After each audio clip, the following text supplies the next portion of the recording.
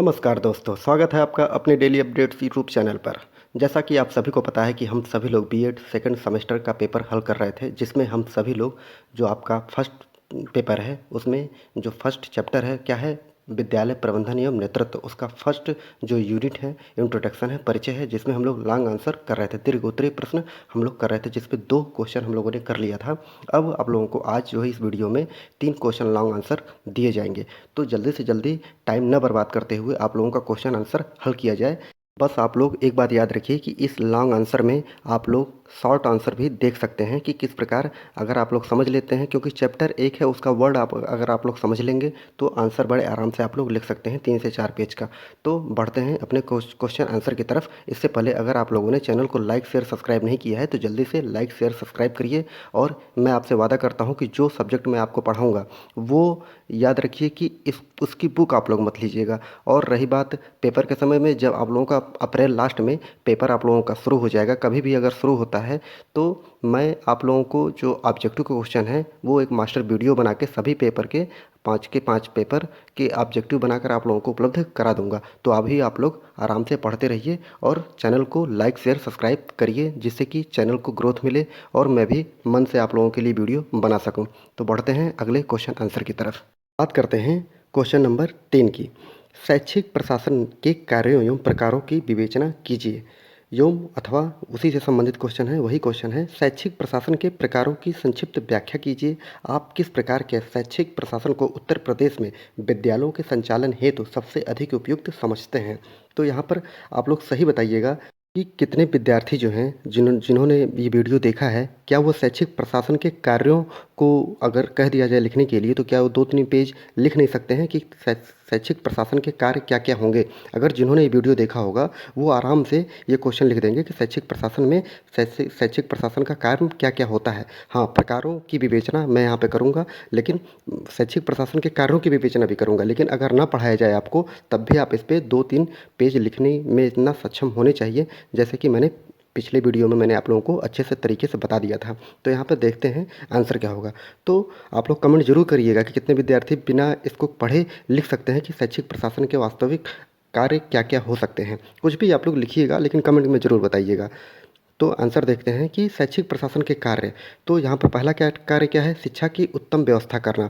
शिक्षा की उत्तम व्यवस्था मतलब कि देश में शिक्षा की उत्तम व्यवस्था करना शैक्षिक प्रशासन की महत्वपूर्ण कार्य है। इसके द्वारा ही केंद्रीय एवं प्रांतीय शिक्षा मंत्रालय की नीतियों को क्रियान्वित किया जाता है और शैक्षिक व्यवस्था की सहायता के लिए संसद एवं विधानसभाओं के लिए योग्य व्यक्तियों को चयनित करना चाहिए। तो मैंने पहले बताया था कि संसद और देश के लिए संसद और राज्य के लिए जो विधानसभाएं होती हैं वो नियम कानून बनाती हैं, और जो उसका क्रियान्वयन करते हैं, मतलब उस नियम कानून को जो लागू करते हैं, वो प्रशासनिक अधिकारी होते हैं। वही प्रशासन से संबंधित कार्य करने वाले जो अधिकारी होंगे वही शिक्षा से संबंधित भी कार्य करेंगे। तो शिक्षा की उत्तम व्यवस्था करना, जो प्रशासनिक अधिकारी होंगे वो पूरी कोशिश करेंगे केंद्र सरकार की और राज्य सरकार की जितनी भी योजनाएं हैं शिक्षा से संबंधित, उस व्यवस्था को पूरी तरीके से लागू करना। जो संसद एवं विधानसभा में जो नियम कानून बनाए गए हैं शिक्षा के लिए, उन सभी चीज़ों को लागू करना। दूसरी हेडिंग है सहायक सेवाओं की व्यवस्था करना। अर्थात आप लोग याद रखिए, सहायक कौन होते हैं? सहायक मतलब कि मेन चीज़ के बाद जिसका नंबर जो सेकेंडरी चीज़ होती है वो सहायक होती है। अर्थात अर्थात कि शिक्षा में जो सहायक तत्व होते हैं उसका विकास करना ही क्या होता है? सहायक तत्वों की सेवाओं की व्यवस्था करना। इसमें देख लेते हैं, सहायक सेवाएं विद्यालय के शैक्षिक कार्यों में महत्वपूर्ण सहायता देती हैं। ये सहायक सेवाएं कई प्रकार की होती हैं, जैसे स्वास्थ्य की, चिकित्सा संबंधी, पिछड़े वर्ग के बालकों को छात्रवृत्तियां प्रदान करना, शैक्षिक एवं व्यावसायिक निर्देशन, पुस्तकालय सेवाएं आदि संस्थाओं की उपयुक्त समस्त प्रकार की सहायक सेवाओं की व्यवस्था शैक्षिक प्रशासन द्वारा की जाती है। तो जाहिर सी बात है, अगर कोई बच्चा स्कूल में है, अगर वो पढ़ नहीं पा रहा है, उसको बीमार हो गया है, तो स्वास्थ्य चिकित्सा होनी चाहिए, वहाँ पे डॉक्टर उपलब्ध होने चाहिए। अगर कोई गरीब व्यक्ति है, वो बच्चा पढ़ नहीं पा रहा है, तो उसको छात्रवृत्ति देकर उसकी सहायता सरकार करती है। तो ये सब शिक्षा में सहायक हैं, जिसके कारण अगर कोई शिक्षा प्राप्त करना भी नहीं चाहता है, अगर उसके पास उतनी एनर्जी, उतने पैसे नहीं हैं, वो जो पैसे से पीछे है, पैसे के कारण वो पढ़ नहीं पा रहा है, तो वो सरकार की जिम्मेदारी है कि वो किस प्रकार बच्चों को स्कूल ले आए। जैसे आप लोगों को पता है कि मिड डे मील में क्या होता था कि जो प्राइमरी में बच्चे थे वो पढ़ने नहीं आते थे। क्यों नहीं आते थे? क्योंकि जो बच्चे छोटे थे उनको खाने के लिए पैसा नहीं होता था, तो कहाँ से बेचारे आएँगे पढ़ने के लिए? लेकिन सरकार ने मिड डे मील योजना लागू कर दी, जिसके कारण जो बच्चे हैं वो कम से कम पढ़ने नहीं आते तो कम से कम खाना खाने तो आते हैं, कि उनको 2 टाइम का वहाँ पे खाना मिलता है, नाश्ता खाना मिलता है दोपहर का। तो इसी कारण बच्चे वहाँ पे पढ़ लेते हैं। तो सरकार ने क्या किया? सरकार ने यही किया कि किसी भी तरह स्कूल में बच्चे आएँगे तभी जो होगा शैक्षिक चीज़ें आगे बढ़ पाएँगी। तो सहायक चीज़ें वही हो गई। उन बच्चों के लिए एक सहायक चीज़ क्या हो गई? खाना हो गया। उस खाने के लिए कि उनका 2 का पेट उनका भर जाए, जो बच्चे खा नहीं पाते हैं, जो भर पेट जिनके पास उनके माँ-बाप के पास पैसे नहीं है कि उनको खाना खिला सकें, तो कम से कम माँ-बाप इसी के चक्कर में कि हमारे बच्चे जो होंगे कम से कम उनको खाना मिल जाएगा, वो प्राइमरी स्कूल में उन्हें पढ़ने के लिए भेज। अब आप लोगों को समझ में आ गया होगा कि सहायक चीज़ें क्या होती हैं। अब आप लोग ये समझ लीजिए कि मिड डे मील जो योजना थी उसको किसने बनाया था? उसको सरकार ने बनाया था, विधानसभा या संसद ने बनाया था। तो वो कहीं न कहीं से पास हुआ विधानसभा से। अब उसको क्रियान्वित मतलब कि स्कूल में लागू कराने की ज़िम्मेदारी अब योगी जी की नहीं है ना। उन्होंने कानून तो बना दिया है, अब उसको लागू करने की ज़िम्मेदारी अधिकारियों की है, प्रशासन की है। शैक्षिक जो शिक्षा से संबंधित अधिकारी हैं, वही उसको लागू करवा सकते हैं। ठीक है? अब आप लोग समझ सकते हैं, उन्हीं की ज़िम्मेदारी है कि कौन बच्चा आया, कौन बच्चा नहीं आया। अब निचले स्तर पे कौन प्रशासनिक अधिकारी है, तो आप याद रखिए कि निचले जो प्रधानाचार्य होता है, शिक्षक होता है, खाना बनाने वाला होता है, उसकी भी ज़िम्मेदारी है कि कितने बच्चे आए हुए हैं, कितने बच्चे नहीं खाए खाना, कितने बच्चे केवल खाने के लिए आते हैं, कितने बच्चे खाने के बाद चले जाते हैं। तो ये चीज़ें निचले स्तर से ही लागू होती हैं। तब आप लोगों को इसका आंसर अच्छे से मिल गया होगा। तीसरी हेडिंग है कि संस्थाओं का प्रशासन करना, मतलब कि जो संस्था हैं, शिक्षा संस्था, उनका प्रशासन कैसे होता है। जैसे कि आप लोग याद रखिए कि कुलपति जो कहाँ का प्रशासन करता है, कहाँ की देखभाल करता है, वो प्रशासन वो अपने विश्वविद्यालय की करता है। तो राज्य स्तर गोरखपुर यूनिवर्सिटी का जो कुलपति होगा वो गोरखपुर विश्वविद्यालय को देखेगा। इलाहाबाद का जो होगा वो इलाहाबाद का देखेगा। जो माध्यमिक स्तर का जो होगा, मतलब इंटर कॉलेज का जो होगा, वो इंटर कॉलेज का देखेगा। जो प्राइमरी का होगा प्रधानाचार्य, वो प्राइमरी स्तर का देखेगा। तो ऐसा तो नहीं ना कि कुलपति जो होगा वो प्राइमरी का देखेगा और प्राइमरी का जो प्रिंसिपल होगा वो कुलपति के अधिकार ले लेगा। तो संस्थाओं का प्रशासन करना मतलब कैसे काम होता है, मतलब आप लोग याद रखिए कि कुलपति की जिम्मेदारी होती है कि उसके विश्वविद्यालय में कौन सा टीचर आता है, कौन सा टीचर पढ़ाता है, कितनी घंटी लगती है, कितने बच्चे आते हैं, वहाँ पे कोई दंगा ना हो, कोई बवाल ना हो। ये किसका काम होता है? उस यूनिवर्सिटी को, उस संस्था को चलाना की जिम्मेदारी, उसको प्रशासन करने की जिम्मेदारी जो होती है वो कुलपति की होती है। उसी प्रकार प्राथमिक स्तर पर बच्चों ने खाना खाया है कि नहीं खाया है, साफ सफाई का ध्यान रखा जाता है कि नहीं रखा जाता है, मतलब उस स्कूल में, उस प्राइमरी के स्कूल में किसकी जिम्मेदारी है पूरी की पूरी? वो होती है जो प्रधानाचार्य होता है। अब इन पे कंट्रोल कौन रखता है? अब याद रखिए आप लोग कि इस पे विश्वविद्यालय पे राज्यपाल का कंट्रोल होता है, मुख्यमंत्री का कंट्रोल होता है। जबकि जो ये होते हैं कॉलेजें, ये छोटे-छोटे जो आप लोगों के प्राइमरी स्कूल हो गए, यहाँ पे बीएसए नामक अधिकारी होता है, बीईओ नामक अधिकारी होता है, जो देखता रहता है कि क्या प्रधानाचार्य सही से काम करता है कि नहीं करता है। तो इन सब चीज़ों से प्रशासनिक अधिकारी जो होते हैं शैक्षणिक संस्थाओं पर अपना नियंत्रण रखते हैं और ये देखभाल करते रहते हैं कि क्या ये सही से काम हो रहा है कि नहीं हो रहा है, क्या ये शिक्षण संस्थान, क्या ये प्राइमरी स्कूल, यूनिवर्सिटी ये सही तरीके से अपने आप को प्रशासित कर रही हैं कि नहीं कर रही हैं, सही से काम हो रहा है कि नहीं हो रहा है। तो यहाँ पर संस्थाओं का प्रशासन करना इसी से संबंधित माना जाता है। जैसा कि यहाँ लिखा हुआ है, शिक्षण संस्थाएं कई प्रकार की होती हैं। इसके अंतर्गत सरकारी भी होती हैं और गैर सरकारी शिक्षण संस्थाएं होती हैं, केंद्रीय विश्वविद्यालय भी होते हैं। इन सभी शिक्षण संस्थाओं में शिक्षा की विभिन्नताएं पाई जाती हैं। मतलब जाहिर सी बात है कि प्राइमरी में प्राइमरी स्तर की पढ़ाई होगी और यूनिवर्सिटी में यूनिवर्सिटी लेवल की पढ़ाई होगी। शिक्षा की इन विविधताओं के बावजूद भी इन शिक्षण संस्थाओं में समुचित व्यवस्था शैक्षिक प्रशासन द्वारा की जाती है। तो जितने भी अधिकारी होंगे और शिक्षक होंगे उन्हीं के द्वारा यहाँ पर ये व्यवस्था की जाएगी। चौथा क्या है? पर्यवेक्षण एवं निरीक्षण करना। तो याद रखिए कि पर्यवेक्षण और निरीक्षण करना का मतलब क्या है? जो प्रशासनिक अधिकारी होते हैं, प्राइमरी स्तर पर बीईओ होता है, 8 कक्षा 8 तक का जो अधिकारी होता है वो कौन निरीक्षण करता है कि वहाँ पे पढ़ाया जाता है कि नहीं पढ़ाया जाता है, खाना दिया जा रहा है कि नहीं खाना दिया जा रहा है, मतलब सब कुछ सही हो जाए और उसको एक मूल्यांकन उसका ना किया जाए, अचानक वहाँ पे दौरा ना किया जाए। अब देख लीजिए जैसे योगी जी हैं, रोड बनता है, रोड बनने के बाद उसको चेक करने जाते हैं, क्या ये सही रोड बना है? तो इसी प्रकार क्या बच्चों ने खाना खाया है? हाँ, प्रिंसिपल ने अगर गलत बोल दिया तो उसका अधिकारी जो है बीएसए है वो जाके देखेगा कि भाई बच्चों ने आज खाना खाया कि नहीं खाया है, क्या कोई टीचर जो है एब्सेंट तो नहीं हो रहा है, पढ़ाने आ रहा है कि नहीं आ रहा है, अपनी जगह किसी दूसरे को तो नहीं भेज रहा है। मतलब ये सब चीज़ें, बच्चों को आज क्या खाना दिया गया है, बच्चों से जाके क्वेश्चन पूछेगा। अगर बच्चे नहीं बता पाते हैं क्लास के तो वो टीचर को डांटेगा कि भाई आप अपने अपने कर्तव्य का निर्वहन सही से नहीं कर रहे हैं। तो यही होता है पर्यवेक्षण एवं निरीक्षण करना कि क्या निरीक्षण करके उसको देखना कि ये काम हो रहा है कि नहीं हो रहा है। तो पढ़ लेते हैं, पर्यवेक्षण एवं निरीक्षण का कार्य भी शैक्षिक प्रशासन के अंतर्गत आता है। इस संबंध में श्री एस.एन. मुखर्जी ने लिखा है कि विद्यालयों के निरीक्षण का उद्भव भी जिज्ञासापूर्ण है। जब केंद्र एवं राज्य सरकार शिक्षा को आर्थिक सहायता प्रदान करती है, तब उसका यह दायित्व भी हो जाता है कि शिक्षण संस्थानों हेतु प्रदान गई धनराशि समुचित उपयोग हुआ है कि नहीं हुआ है। तो आप लोग समझ गए कि जो पैसा सरकार के द्वारा दिया जाता है शिक्षण संस्थानों को, जैसे पैसा दिया गया केंद्र राज्य सरकार के द्वारा, योगी जी ने पैसा दे दिया और उन्होंने दिया है प्राइमरी स्कूल के बच्चों के लिए कि उनको अच्छे से ड्रेस दिया जाएगा, जूता दिया जाएगा, पढ़ाई के लिए उनको किताबें दी जाएंगी, उनको अच्छे से खेलने के लिए स्थान दिया जाएगा, खिलौने दिए जाएंगे और खाने पीने के लिए चीज़ें दी जाएगी।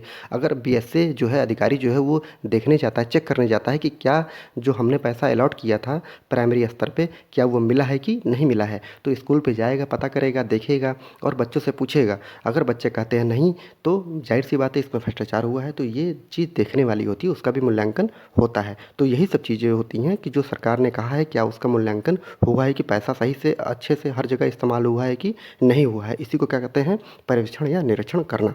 पाँचवां क्या है, रिकॉर्डों को सुरक्षित रखना।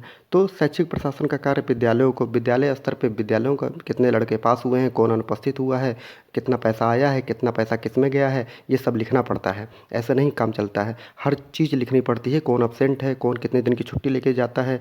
तो ये सब चीज़ें कौन विद्यालय स्तर पे विद्यालय करेंगे, जिला स्तर पे जिला जो यूनिवर्सिटी हैं वो करेंगी।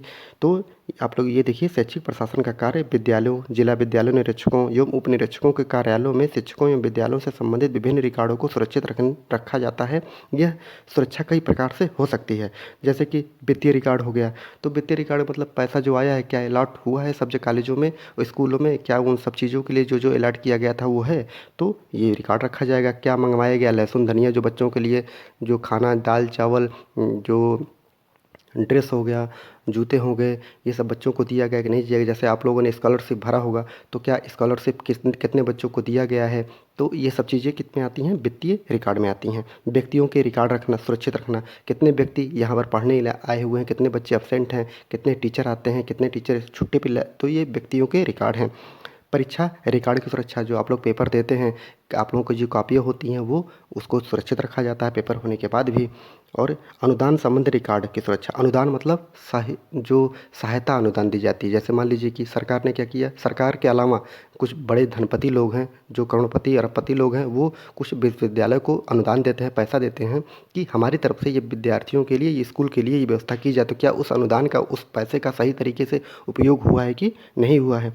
तथा अगला क्या है, पर्यवेक्षण निरीक्षण रिकॉर्ड की सुरक्षा रखना। अर्थात जब भी छापा मारा जाए, मान लीजिए प्राइमरी स्तर पे कोई छापा मारता है कोई अधिकारी, तो उसका भी निरीक्षण रखा जाएगा कि इतने ये अधिकारी इस दिन अगर ये आए हुए हैं, अगर किसी को सस्पेंड किया गया है, कोई वहाँ पे उपलब्धि गिनाई गई है, वहाँ शाबाशी दी गई है बहुत अच्छा काम के लिए, तो ये भी वहाँ पर रिकॉर्ड रखा जाता है। तो आप लोगों को अच्छे से समझ में आ गया होगा।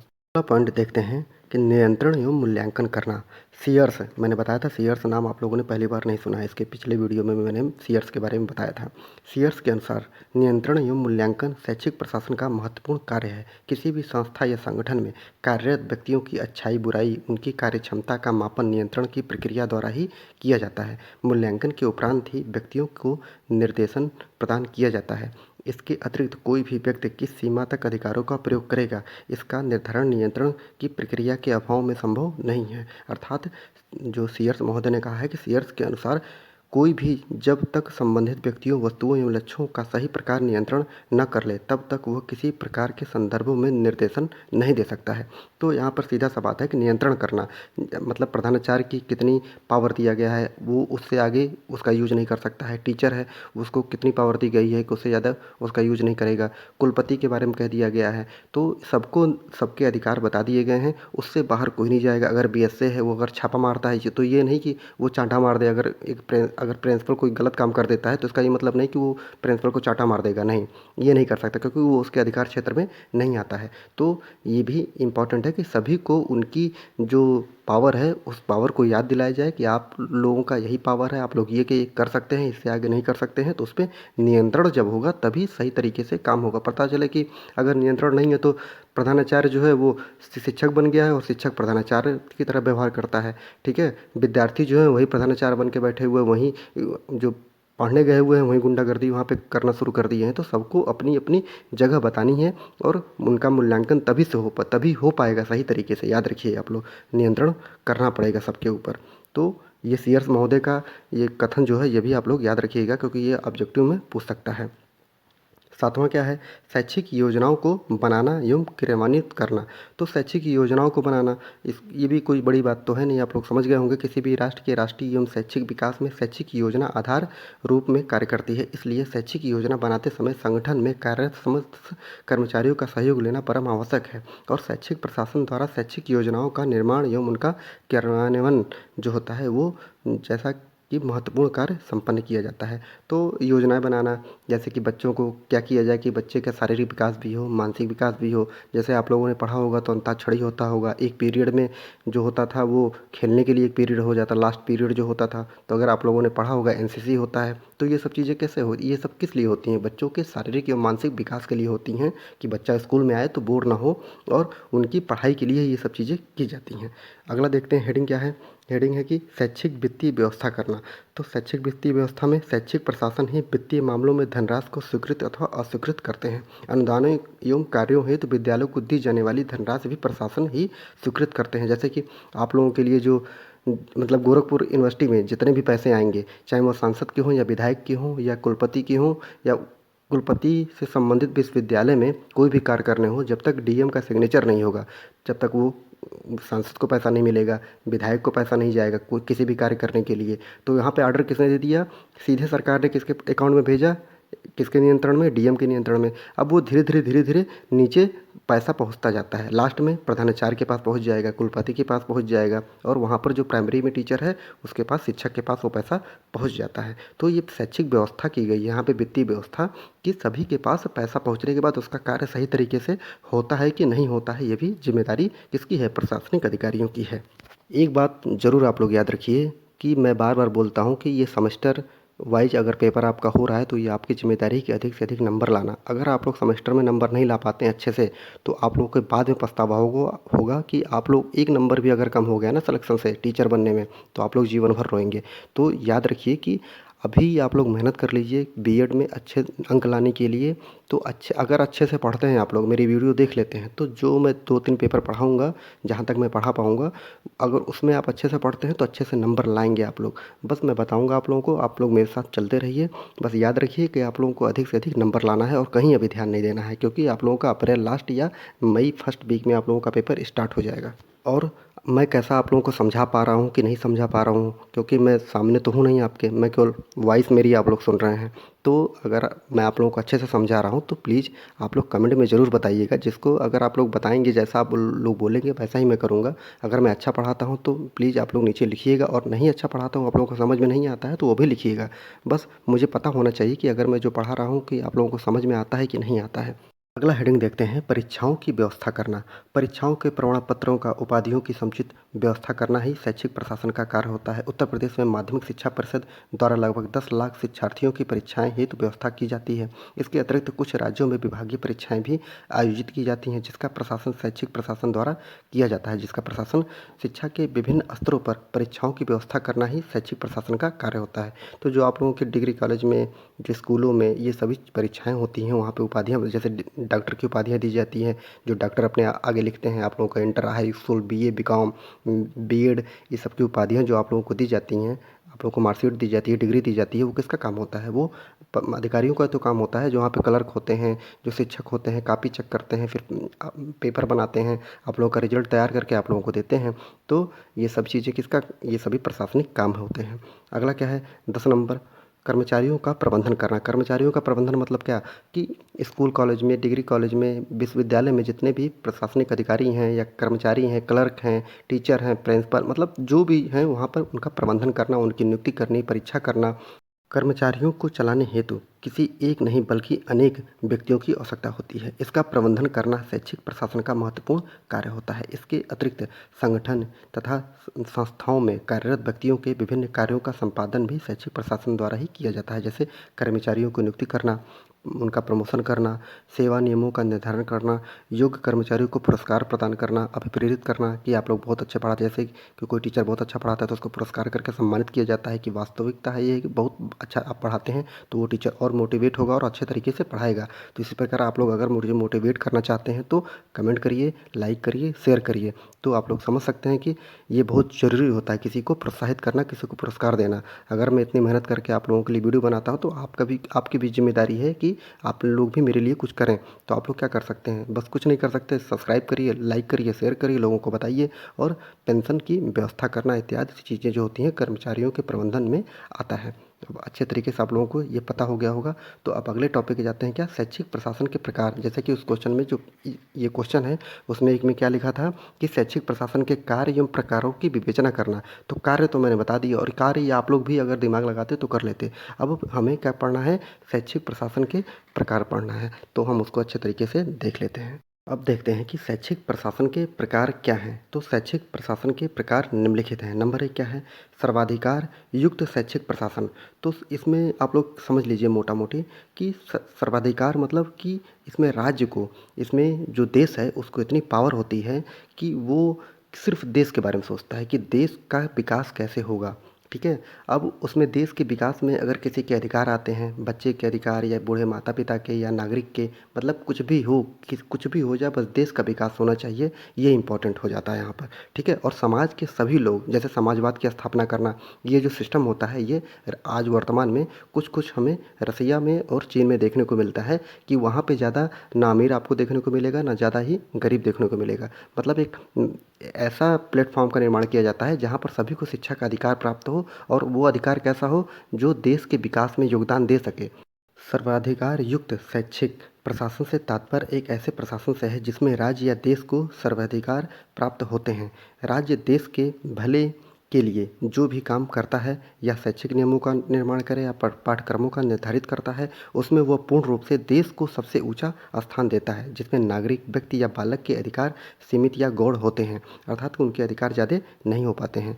इस प्रकार के शैक्षिक प्रशासन का उद्देश्य क्या होता है, समाजवाद की स्थापना और उसे गति प्रदान करना, वर्गहीन समाज का विकास करना होता है। तो समाजवाद कहाँ पे हुआ, समाजवाद चीन में हमें देखने को मिलता है, लेकिन अभी पूर्ण रूप से हमें दिखाई नहीं देता। इस समाजवाद जो संकल्पना थी, जो विचारधारा थी, वो कार्ल मार्क्स, जर्मनी के कार्ल मार्क्स महोदय का दिया गया था, जहाँ पर यह बोला गया था कि समाज में सभी लोग बराबर होंगे, एक ऐसा समय आएगा। और समाजवाद की उत्पत्ति किस लिए हुई थी, तो आप लोग याद रखिए, बस थोड़ा सा याद रखिए। अगर आप लोग अपने पेपर में इस बात को लिख देते हैं तो शिक्षक देखेगा तो ये जानेगा कि हाँ, समाजवाद के बारे में बच्चा, पूंजीवाद के बारे में बच्चा जानता है। तो समाजवाद की उत्पत्ति किस लिए हुई थी, पूंजीवाद के विरोध में हुई थी। मतलब कि समाज के कुछ वर्गों के पास, पूंजीवाद क्या था कि समाज के कुछ वर्गों के पास बहुत अधिक संपत्ति थी और कुछ वर्ग जो थे वो खाए बिना मरे जा रहे थे। तो उसी के विरोध में समाजवाद आया, पूंजीवाद के विरोध में समाजवाद आया कि एक दिन, कार्ल मार्क्स ने बोला कि एक दिन ऐसा आएगा कि यही जो गरीब हैं वो अमीर पर हमला करके उनकी संपत्ति को लूट लेंगे और समाज कैसा हो जाएगा, फिर समाज बराबर हो जाएगा। और समाज जब बराबर हो जाएगा तो समाजवाद की स्थापना हो जाएगी। ठीक है, तो याद रखिएगा आप लोग। तो समाजवाद की स्थापना तथा उसे गति प्रदान करना आगे बढ़ाने के लिए, तथा वर्गहीन समाज का विकास करना। तो वर्गहीन आप लोग देख सकते हैं, कोई धनी है, कोई गरीब है, कोई ऊंचा है, कोई नीचा है। तो आप लोग देख सकते हैं ना, वर्गहीन उस वर्ग में लोग बटे हुए हैं। वर्गहीन समाज का विकास करना होता है, साथ ही साथ एक शोषण मुक्त अथवा समतामूलक समाज का निर्माण करना होता है। तो अगर समाजवाद की स्थापना हो जाएगी तो शोषण कहाँ होता है, शोषण पूंजीवाद में होता है। पूंजीवाद में मतलब क्या, जहाँ पे बड़े बड़े फैक्ट्रियाँ होती हैं, मालिक एक होता है, उसमें हज़ारों वर्कर काम करते हैं, तो वहाँ पे हज़ारों वर्कर का क्या हो रहा है, शोषण हो रहा है। ठीक है, तो वहाँ पर शोषण से मुक्ति प्रदान करेगा और समतामूलक समाज अर्थात सभी लोग, जो ऐसा समाज के निर्माण करेगा जहाँ पर सभी लोग क्या हों, समान हों, कोई किसी से ऊंच नीचा ना हो, कोई के पास इतनी धन दौलत ना हो कि दूसरे का शोषण कर सके। तो ये चीज़ें कहाँ पे पाई जाती हैं, कुछ चीज़ें पाई जाती हैं इसमें से, वो कहाँ पे, चाइना में पाई जाती हैं। तो समतामूलक समाज का निर्माण करना होता है। इसमें राष्ट्र के हितों को शिक्षा के माध्यम से सबल बनाया जाता है। मतलब राष्ट्र के लिए जो जरूरी होगा उसी प्रकार बच्चों को पढ़ाया जाएगा, उसी प्रकार कॉलेज स्कूल में वो चीज़ें बताई जाएंगी, तथा राष्ट्र का सामूहिक जरूरत को ध्यान में रखते हुए शिक्षा का नियोजन तथा उसकी व्यवस्था की जाती है। जो राष्ट्र के लिए ज़रूरी होगा, जिससे हमारा देश आगे बढ़ेगा, वही काम ये लोग उसी प्रकार की नीतियाँ बनाते हैं। जिसमें छात्रों को एवं अभिभावकों को अपनी शिक्षा प्रदान करने के लिए स्वयं निर्णय लेने की स्वतंत्रता नहीं होती है। अर्थात इसमें आप लोगों को जो भी शिक्षक होगा, जो भी अभिभावक होगा, उसमें उनको निर्णय नहीं लेना है कि हमारा बच्चा क्या पढ़ेगा, नहीं। जो राष्ट्र कहेगा, जो देश कहेगा, वहाँ पे बैठे लोग कहेंगे, वो आपको पढ़ना होगा, जिससे कि देश का विकास हो सके। इस व्यवस्था में छात्र एवं अभिभावकों को अपनी शिक्षा प्राप्त करने के लिए स्वयं निर्णय लेने की स्वतंत्रता नहीं होती है। इस प्रकार की व्यवस्था चीन एवं रूस जैसे साम्यवादी देशों में है। इस प्रकार का उद्देश्य समतामूलक समाज, भ्रष्टाचार मुक्त, शोषण मुक्त समाज का निर्माण करना होता है। मतलब कि जो भी चीज़ यहाँ पे होती है समाजवादी व्यवस्था में, कि सभी लोग समान, समाजवाद का मतलब क्या हो गया, सभी लोग वहाँ पर समान होते हैं। समान होंगे तो वहाँ पर भ्रष्टाचार नहीं होगा, भ्रष्टाचार नहीं होगा तो वहाँ पर किसी का शोषण नहीं होगा।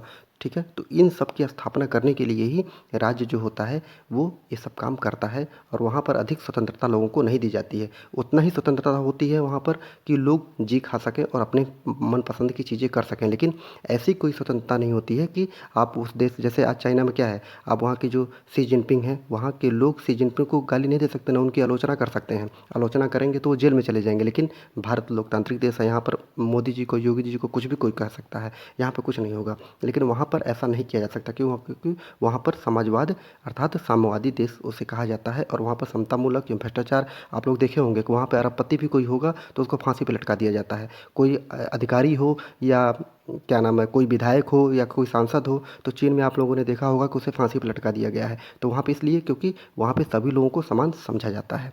अगला क्या है? अगला है एकाधिकारवादी शैक्षिक प्रशासन। एकाधिकारवादी मतलब एकाधिकार है किसी चीज़ पे, हमारे अलावा कोई नहीं है। ठीक है, एकाधिकार मतलब मैं बहुत अच्छा पढ़ाता हूँ और मेरे अलावा दुनिया में कोई अच्छा नहीं पढ़ाता है, आप लोगों को ज़बरदस्ती मुझसे ही पढ़ना है। तो ये क्या होगा? ये एकाधिकारवादी चीज़ हो गई। तो यहाँ देखते हैं क्या है, अधिकारवादी शैक्षिक प्रशासन में शासन सत्ता को सर्वोच्च स्थान प्राप्त होता है, जिसमें व्यक्ति, नागरिक एवं बालक को गौण एवं द्वितीय का स्थान माना जाता है। मतलब नागरिक को कुछ नहीं समझाता जाता है। अर्थात प्रशासन के कार्य जो होते हैं वो शासन की इच्छा, नीतियों एवं निर्णय के अनुसार ही चलते हैं। अब मैं जो पढ़ाऊँगा आपको वैसा ही करना है। योगी जी जो, मोदी जी जो जो चाहेंगे वो देश में वैसा ही होगा, उनके विरोध में नहीं जा सकता है। तो इनमें इनकी प्रकृति कालांतर में विकसित होने का खतरा होता है। मतलब ये ज़्यादा तानाशाही हो जाते हैं। जैसे कौन? हिटलर हो गया, आप लोगों ने नाम सुना होगा। जो कहता था वही जर्मनी में होता था। मुसोलिनी, इटली में मुसोलिनी हो गया। मुसोलिनी जो कहता था वही इटली इटली के लोग करते थे। वो चाहता था कि बस जो मैं कहूँ वही हो। उसी को क्या बोलते हैं? एकाधिकारवाद होता है। तो इसमें प्रशासन जो होता है बलपूर्वक राष्ट्र प्रेम, व्यक्ति पूजा, अंधभक्ति को थोपा जाता है, और व्यक्तिगत विकास पर विशेष ध्यान नहीं दिया जाता है। मतलब कि ज़बरदस्ती का, कि राष्ट्र के लिए ज़रूरी भी नहीं है तब भी राष्ट्र प्रेम करो, मेरी पूजा करो। ठीक है, अब हिटलर जो था वो भी इसी प्रकार का काम करता था, मुसोलिनी भी इसी प्रकार का काम करता था। अंधभक्ति किसी चीज़ की अच्छी नहीं होती है। तो वहाँ पर व्यक्तियों को ध्यान नहीं रखा जाता है, उनके व्यक्तिगत विकास का ध्यान नहीं रखा जाता है, बल्कि क्या रखा जाता है? अपना विकास रखा जाता है, और अपने कुछ लोगों का विकास वहाँ पर देखा जाता है। एकाधिकारवादी में ये हो गया। तीसरा क्या है? प्रजातांत्रिक शैक्षिक प्रशासन। तो प्रजातांत्रिक अर्थात लोकतांत्रिक व्यवस्था जो हमारे देश में है, अमेरिका में है, भारत में है, यूरोप में है।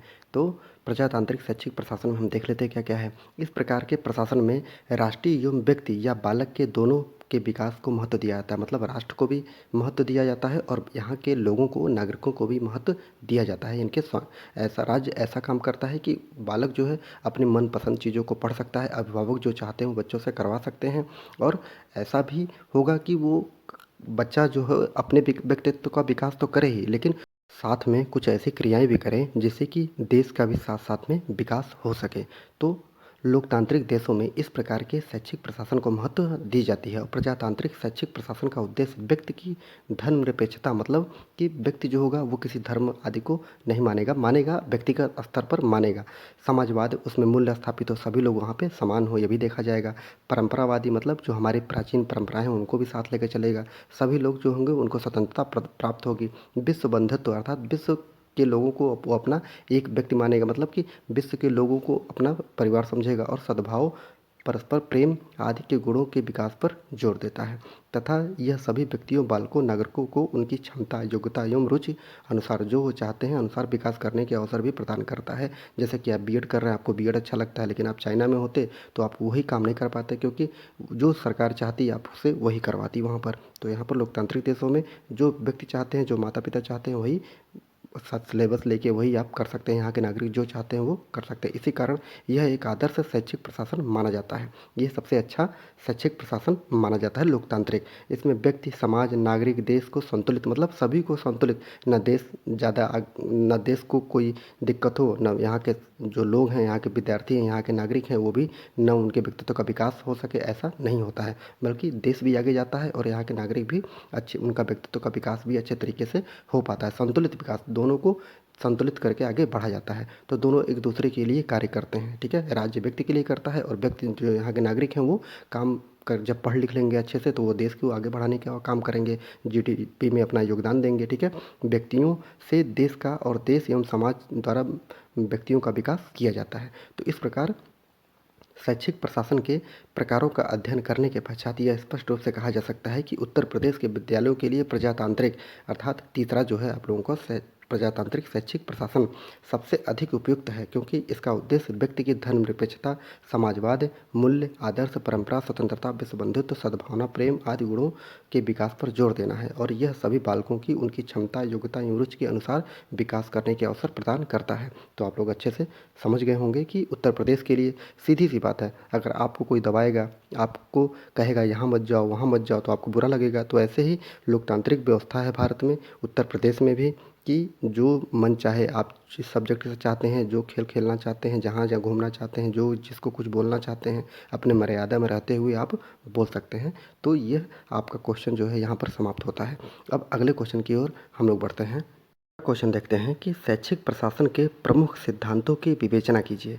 तो मैं आप लोगों को ये इसमें जो सिद्धांत हैं वो बहुत ही सरल तरीके से हैं, मैं आपको छोटा छोटा समझाऊंगा और आप लोग इसको पढ़िएगा, क्योंकि अगर हर एक टॉपिक को मैं समझाना शुरू कर दूंगा, हर हेडिंग को, तो ये वीडियो हो जाएगा बहुत लंबा और आप लोग हो जाएंगे बोर।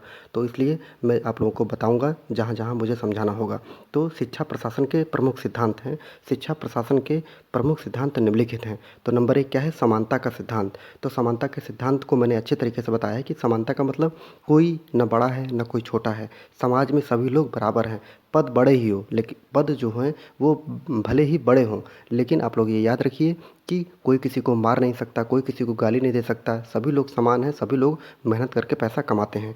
तो ये समानता का सिद्धांत होता है कि समाज में सभी लोग समान हैं। तो मैं पढ़ देता हूँ एक बार और इसको अच्छे से समझ लीजिएगा पढ़ के। प्रजातांत्रिक शैक्षिक प्रशासन की प्रक्रिया में शिक्षा के कार्य में जुटे सभी व्यक्तियों को समान उत्तरदायित्व है। सभी को स्वतंत्र रूप से कार्य करने, अपने उद्देश्य को प्राप्त करने के समान अवसर प्राप्त हैं। समानता के सिद्धांत के अनुसार किसी एक व्यक्ति अथवा वर्ग को प्रशासनिक दृष्टि से अधिक महत्व नहीं दिया जाता है। इसलिए उच्च अधिकारियों को अपने अधीन कार्य करने वाले कर्मचारियों को छोटा न समझकर उन्हें अपना मित्र मानना चाहिए। देख रहे हैं, समानता मानना चाहिए। उन्हें प्रशासनिक दृष्टि से समान अधिकार देकर प्रशासन के कार्य में सहभागी बनाने हेतु अवसर प्रदान करना चाहिए। शिक्षा प्रशासन का वातावरण ऐसा होना चाहिए कि सभी अपनी प्रतिभा एवं शक्तियों को प्रदर्शित कर सकें और प्रत्येक व्यक्ति एक दूसरे की प्रतिभा का सम्मान करके संपूर्ण शिक्षा प्रशासन को सुगम बनाने का प्रयास करें। ठीक है, याद रखिएगा आप लोग। सहयोग का सिद्धांत। अब सहयोग का सिद्धांत क्या होता है? एक दूसरे को सहयोग करना, यही सहयोग का सिद्धांत होता है। मतलब छोटा हो चाहे बड़ा हो, बच्चे हों या प्रिंसिपल हो या टीचर हो, सभी लोग एक दूसरे का सहयोग प्राप्त करें। तो यहाँ पे क्या है, पढ़ लेते हैं। प्रशासनिक कार्यों को सफलता तभी प्राप्त होती है जब सभी कर्मचारी मिलजुल कर सहयोग की भावना के साथ कार्य करें और वह सभी कर्मचारी सामूहिक विचार के द्वारा कोई प्रशासनिक निर्णय लें। अर्थात सभी लोग एक जो निर्णय लेना होगा, एक दूसरे का सहयोग करके सामूहिक रूप से बैठेंगे और निर्णय ले लेंगे, तो वो निर्णय उपयोगी होते हैं। वर्तमान शिक्षा के उद्देश्य तभी पूरे हो सकते हैं जब प्रशासन की छोटी सी और बड़ी इकाई में तालमेल हो और सभी एक ही नीति के आधार पर सहयोग से कार्य करें। इस शिक्षा प्रशासन का प्रमुख उत्तरदायित्व प्रशासनिक सहयोग एवं सद्भावना का विकास करना है। तीसरा क्या है? स्वतंत्रता का सिद्धांत। स्वतंत्रता का सिद्धांत मतलब सभी व्यक्ति, जो सभी कर्मचारी, सभी अधिकारी स्वतंत्र रूप से काम करेंगे, तभी जाकर शिक्षा का उद्देश्य पूरा हो सकेगा। तो आप लोग अपने मन से जानिए, अपने ऊपर लेके देखिए कि अगर आपको कोई बंदिश में यही काम तुमको करना है तो क्या आप लोग करेंगे? नहीं ना। अगर आपको फ्री छोड़ दिया जाए तो आप लोग बहुत ही अच्छा, कोई भी काम जो आप लोग नहीं कर सकते थे वो भी बहुत अच्छा काम आप लोग करेंगे। तो यहाँ पर देखते हैं स्वतंत्रता का सिद्धांत। शिक्षा प्रशासन के कर्मचारियों का कार्य करने की स्वतंत्रता मिलनी चाहिए, देखिए वही बात है। लेकिन स्वतंत्रता के साथ साथ नियंत्रण भी अभाव स्वतंत्रता का ही अर्थ कदापि नहीं कि आप प्रशासनिक कार्यों में अपनी अपनी थोपने लगें, वरन सभी को प्रशासन के सिद्धांतों एवं नियमों के आधार पर बहुजन को ध्यान में रखकर ही कार्य करने पड़ते हैं। ये नहीं होगा कि आपके निर्णय चलेंगे, मतलब अगर डिसीजन से निर्णय लेना हो, सामूहिक रूप से निर्णय लेना हो तो सभी लोग सामूहिक रूप से निर्णय ले लेंगे। लेकिन सबके अधिकार निश्चित हैं। याद है आपको कि टीचर का अधिकार टीचर पढ़ाना होता है, वो प्रिंसिपल का काम नहीं करेगा। लेकिन सबको अपने अपने अधिकार में जो जो कर्तव्य दिए गए हैं उनको क्या वो सभी कार्य करते हैं, और वो जो काम दिए गए हैं उनको, और उसमें वो स्वतंत्र रूप से अपना काम करें, उसमें कोई हस्तक्षेप न करें, तभी उसमें जाकर व्यक्तित्व का विकास हो पाता है। तो स्वतंत्रतापूर्वक कार्य करने में शिक्षा में सुगमता तथा कार्य क्षमता दोनों में ही विकास हो पाता है। चौथा क्या है कि बालक का सर्वांगीण विकास करने का सिद्धांत। तो आप देख सकते हैं बालक का विकास कैसे होगा, जब समानता आएगी, स्वतंत्रता आएगी, कार्य करने की उनको पौष्टिक आहार मिलेगा, ठीक है, उनका सामाजिक, आर्थिक, राजनीतिक हर चीज़ से उनका विकास होगा, तभी क्या होगा, बालक का सर्वांगीण सभी जगह से उसका विकास होगा। अब मान लीजिए वो पढ़ने में बहुत तेज़ है, अब बेचारे को खाना ही नहीं मिल रहा है तो उसको क्या हो जाएगा, कुपोषण हो जाएगा, बीमारी से ग्रसित हो जाएगा, तो क्या उसका सर्वांगीण विकास होगा? नहीं। इसके लिए क्या होगा, सभी चीज़ें मतलब स्कूल से लेकर घर परिवार से लेकर उसका सभी चीज़ों का विकास करना पड़ेगा।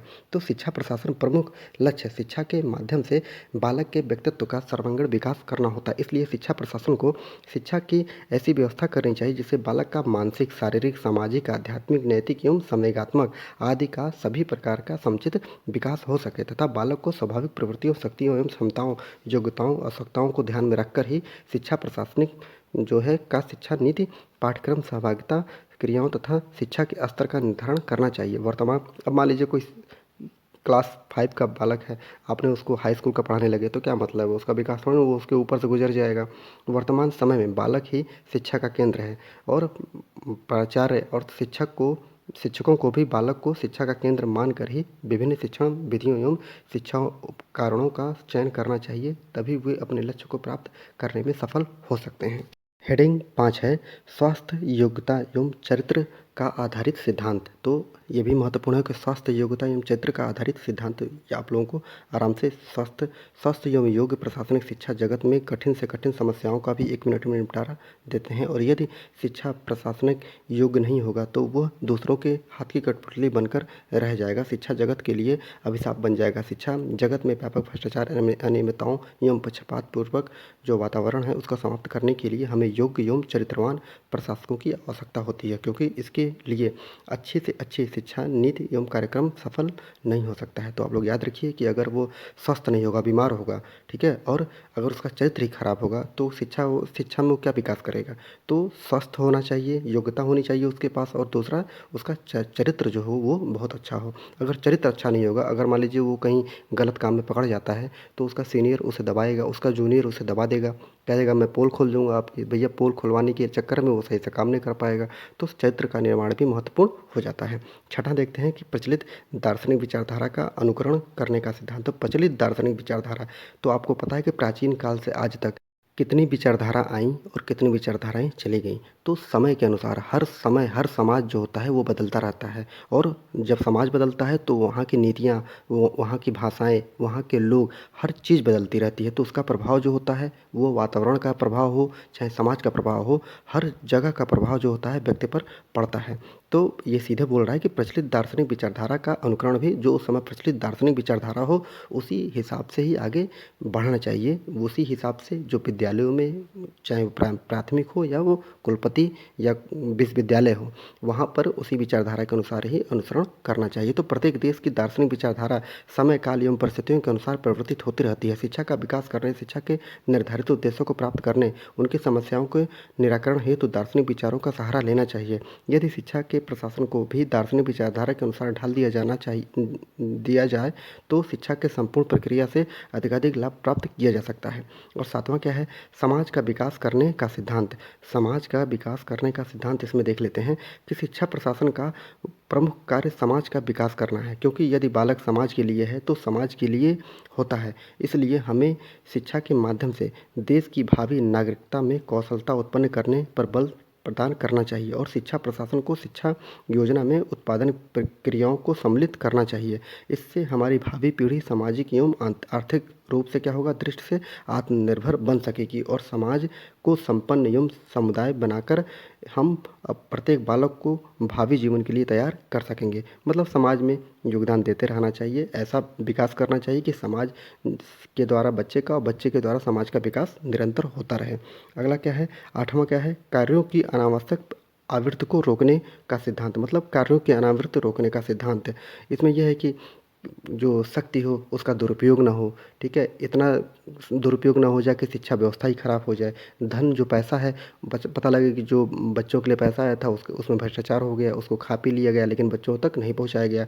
तो जो अनावश्यक चीज़ें होती हैं उनको रोका जाए, तभी शिक्षा का विकास अच्छे से हो सकता है। तो इसमें हम देखते हैं कि शिक्षा प्रशासन का सुचारू रूप से चलाने के लिए समय, धन एवं शक्ति को बचाने की दृष्टि से आवश्यक है कि शिक्षा के प्रत्येक स्तर के लिए तथा प्रत्येक व्यक्ति हेतु निश्चित, स्पष्ट एवं क्षेत्र के विशेष से संबंधित कार्य निर्धारित किए जाएं तथा जिससे एक ही कार्य की विभिन्न स्तरों पर एवं कर्मचारियों द्वारा अनावश्यक आवृत्ति जो न हो सके। कार्यों की सुनिश्चितता, योजना होने, उनका समुचित विभाजन होने से जो कर्मचारियों के मध्य उठने वाले विवाद, संघर्ष, द्वेष, अविश्वास आदि हानिकारक तत्वों से बचा जा सकता है। कुशल प्रशासन का कार्य क्या होता है, अनावश्यक प्रवृत्तियों को रोककर कार्य क्षमता में तीव्रता उत्पन्न की जा सकती है। तो ये इतना एक नॉर्मल सी चीज़ थी, आप लोगों को समझ में आ गई होगी। 9 देखते हैं, 9 हेडिंग क्या है कि सत्ता एवं उत्तरदायित्व के विकेंद्रीकरण का सिद्धांत। तो मैंने बताया था कि केंद्र स्तर पे सभी लोगों का कार्य विभाजित है। केंद्र स्तर पर केंद्र कार्य करेगा, राज्य स्तर पर राज्य कार्य करेगा, जिला स्तर पर जिला कार्य करेगा एवं जो स्कूल जो प्राथमिक स्कूल होता है उसमें जो होगा वो प्रिंसिपल कार्य करेगा। तो सबका कार्य उत्तरदायित्व तो निर्धारित कर दिया गया है।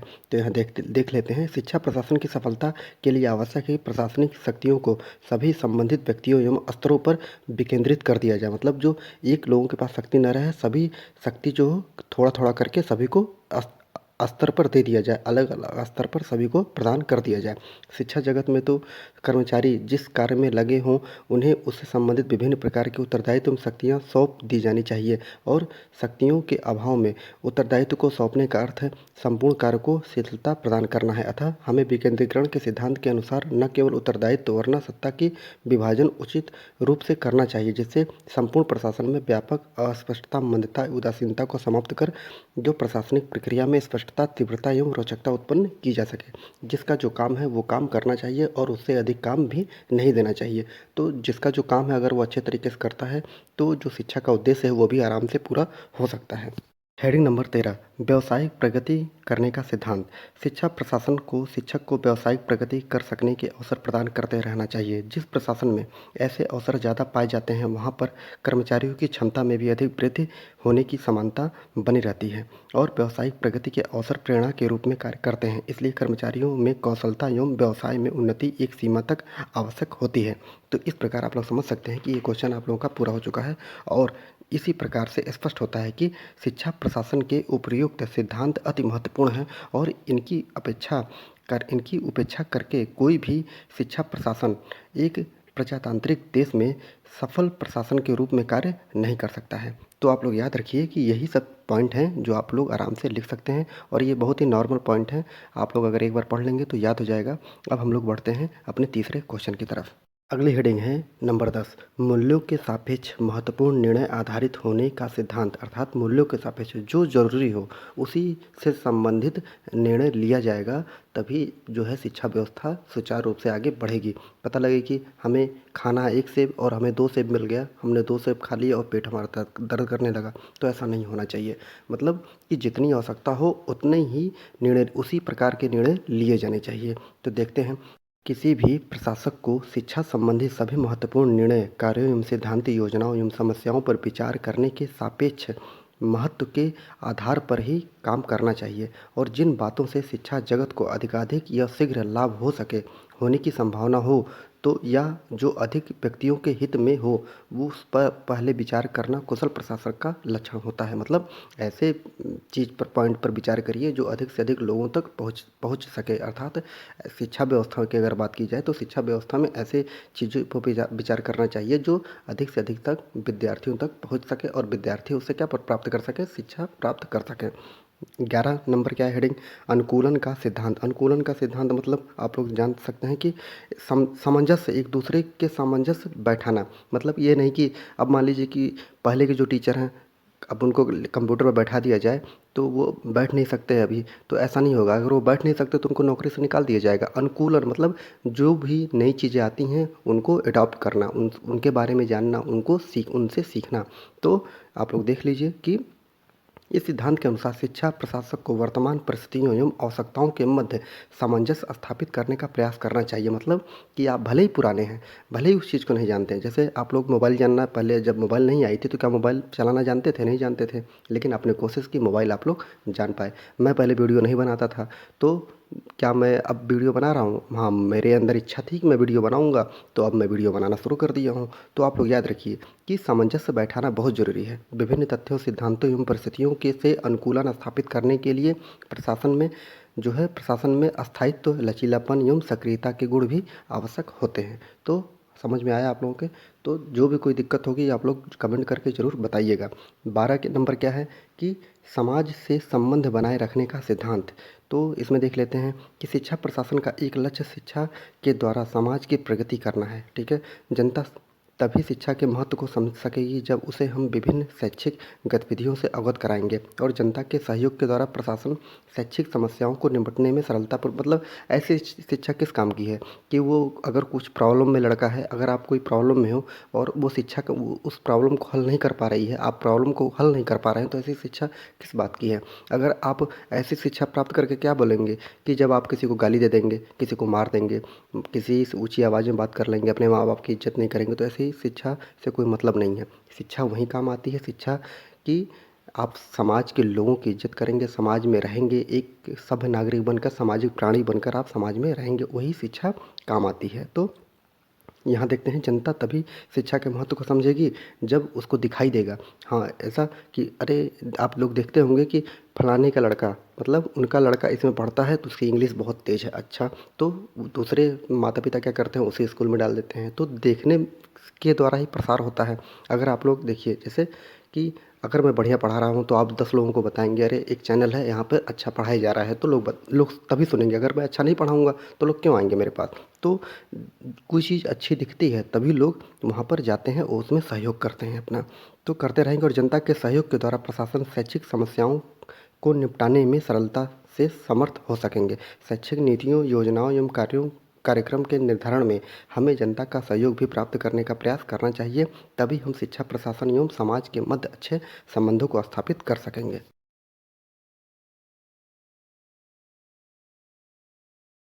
अगला क्वेश्चन क्या है कि विद्यालय प्रबंधन से आप क्या समझते हैं? विद्यालय प्रबंधन के विषय क्षेत्र पर प्रकाश डालिए।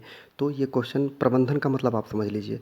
प्रबंधन का मतलब किसी चीज़ को नियंत्रित करना, कैसे अच्छे तरीके से अपने उद्देश्यों को प्राप्त करने के लिए कैसे काम किया जाए कि अपना उद्देश्य जो है वो प्राप्त हो सके। तो यहाँ पर प्रबंधन है, जैसे विद्यालय है, अब प्रिंसिपल कैसे उस विद्यालय को चलाएगा, उसको नियंत्रित कैसे रखेगा, कैसे योजनाएं बनाएगा कि वो जो प्रिंसिपल है वो जिस काम के लिए विद्यार्थी उस स्कूल में आते हैं, कॉलेज में, यूनिवर्सिटी में आते हैं, वो काम पूरा हो सके। पढ़ने आते हैं तो क्या करे प्रिंसिपल कि शिक्षक भी खुश रहें और विद्यार्थी भी वहाँ पर खुश रहें। तो ऐसा उसे प्रबंध करना पड़ेगा, ऐसे नियम कानून और योजनाएं बनानी पड़ेंगी जिससे कि सभी लोग खुश रहें और जो मेन उद्देश्य है शिक्षा प्राप्त करना, वो शिक्षा प्राप्त हो सके। तो ये आप लोग पढ़ लीजिएगा अच्छे से, और इसको मैं रिपीट भी नहीं करूँगा, पढ़ाऊँगा भी नहीं, क्योंकि ये बहुत ही सरल है और बहुत ही आसान है। आप लोग बीएड में हैं और सब क्वेश्चन को नहीं बताया जा सकता। अगर मैं सब क्वेश्चन को बताना हल कर दूँगा तो ये वीडियो लंबी हो जाएगी, बहुत ज़्यादा लंबी हो जाएगी। तो प्लीज़ आप लोग इसको एक बार पढ़ लीजिएगा, बहुत ही आसान है। नहीं अगर समझ में आएगा तो आप लोग कमेंट करिएगा, मैं इसको अच्छे से फिर पढ़ा दूँगा, लेकिन आप लोग एक बार देखिएगा। तो प्रबंधन का मतलब आप लोग समझ जाइए, तो आप लोग लिख लेंगे। नीचे आप लोग हेडिंग डालिए, देख रहे हैं हेडिंग में कि विद्यालय प्रबंधन की परिभाषाएँ। अब इसको मैं बता दूँगा आपको कि विद्यालय प्रबंधन की परिभाषाएँ कुछ वैज्ञानिकों ने दी हैं, उसके बारे में हम लोग देखते हैं कि विद्यालय प्रबंधन को विद्वानों ने निम्नलिखित प्रकार से परिभाषित किया है। तो कौन से विद्वानों ने विद्यालय प्रबंधन को क्या क्या नाम दिया है, कैसे परिभाषित किया है, इसको हम अच्छे तरीके से पढ़ लेते हैं। हम देख लेते हैं कि कौन से वैज्ञानिक ने विद्यालय प्रबंधन की परिभाषा के बारे में क्या कहा है। तो ओलिवर सेल्डर के अनुसार, तो याद रखिएगा आप लोग कि इसमें ये परिभाषा दे देगा और नाम दे देगा ऑब्जेक्टिव में कि ये किसने कहा है। 4 ऑब्जेक्ट दे देगा आप लोगों को, तो ये याद रखिएगा। याद के रखना, 2-3 बार आप लोग देख लेंगे तो वैसे ही दिमाग में आ जाएगा, आप लोग ऑब्जेक्टिव देख के ही मार देंगे। तो ओलिवर सेल्डन के अनुसार क्या कहा गया है विद्यालय प्रबंधन के बारे में। प्रबंधन उद्योग विद्यालय एवं शिक्षा की वो जीवनदायी शक्ति है जो संगठन को शक्ति देता है और संचालित करता है और नियंत्रित करता है। तो जाहिर सी बात है कि प्रबंधन क्या होता है कि किसी चीज़ को अच्छे तरीके से करना, कैसे हम अच्छे तरीके से करेंगे, और जब संगठित होकर करेंगे तो उसमें शक्ति होगी और उसको अच्छे तरीके से हम संचालित कर सकेंगे और उस पर हम नियंत्रण स्थापित कर सकते हैं। तो ये ओलिवर सेल्डन महोदय जी का ये कहना था।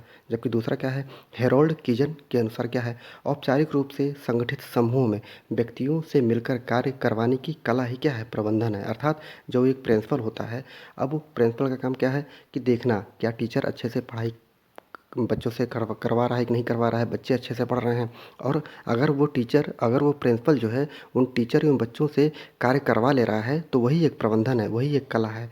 तो अगर वो मिलजुल कर काम करवाता है सभी लोगों से तो वही प्रबंधन कहलाता है। किसने कहा है, हेरोल्ड किजन महोदय ने ये कहा है।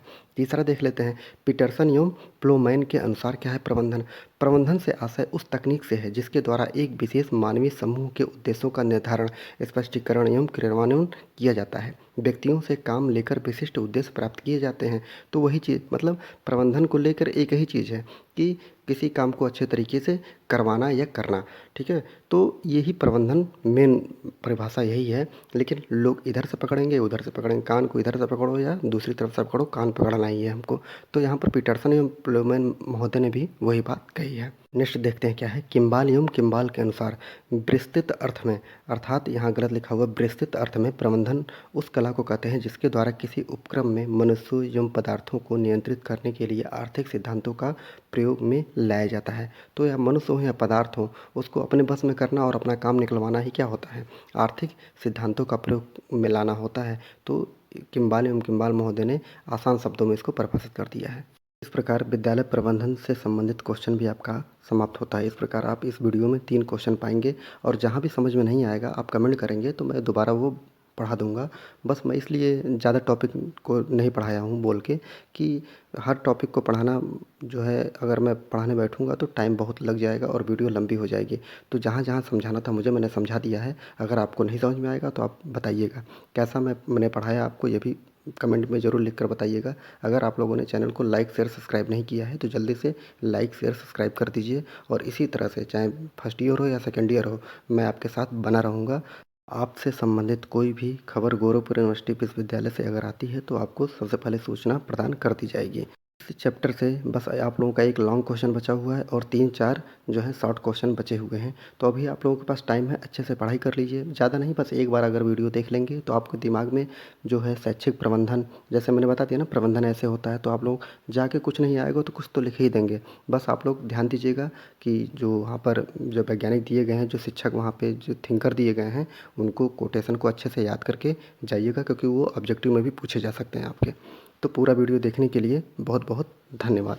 अगले वैज्ञानिक का नाम है पीसी रेन के अनुसार उन्होंने क्या बोला है विद्यालय प्रबंधन के बारे में, छात्र के लाभ हेतु उसका मन प्रशिक्षण, उसकी सामान्य दृष्टि विस्तृत करके उसके मस्तिष्क को उन्नतशील बनाने, चरित्र का निर्माण करने एवं शक्ति देने, उसे अपने समाज एवं राज्य के प्रति कर्तव्यों का अनुभव कराने आदि के लिए ही विद्यालय को स्वागत किया जाए कि यही इसका उद्देश्य है, और जिसके लिए छात्र को तैयार किया जाए, न कि उसे माध्यमिक परीक्षा के लिए तैयार किया जाए। मतलब यहाँ पे बोला जा रहा है कि जो प्रबंधन ऐसा होना चाहिए कि उसके विकास, मतलब वो जब आगे जाए उसके भविष्य में भी अपने कर्तव्यों को समझे और उसके संपूर्ण व्यक्तित्व का विकास हो सके। यही नहीं कि बस उसने माध्यमिक परीक्षा, मतलब आप लोग बीएड के लिए पढ़ रहे हैं तो ऐसा नहीं कि बस बीएड परीक्षा को पास करना है। जो कुछ उसमें पढ़िए वो कम से कम आने वाले भविष्य में आपका साथ रहे, आपके साथ रहे, और ये चीज़ें हमेशा कुछ न कुछ आपको जो आगे बढ़ने में सहायता करती रहे। ऐसा ये बोलते हैं कौन, पीसी रेन के अनुसार।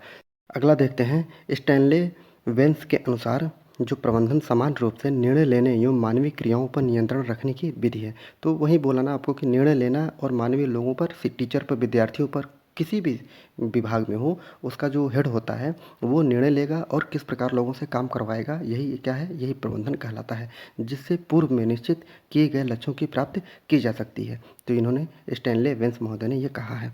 जबकि अगली हेडिंग है विद्यालय प्रबंधन का विषय क्षेत्र।